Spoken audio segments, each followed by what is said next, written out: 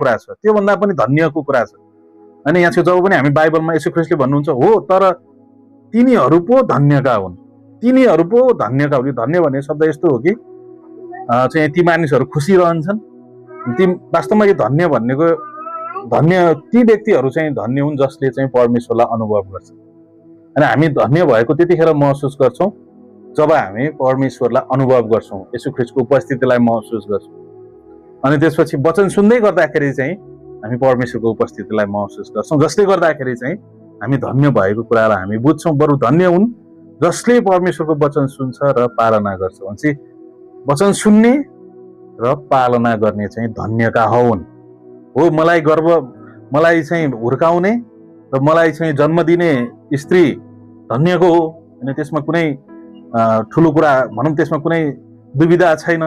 तर ती पो धन्यहरू हुन्। होइन, येशू ख्रीष्टको वचन हो जसले चाहिँ परमेश्वरको वचन सुन्छ र पालना गर्छ। सुन्नु र पालना गर्नु पनि त्यति नै महत्त्वपूर्ण छ।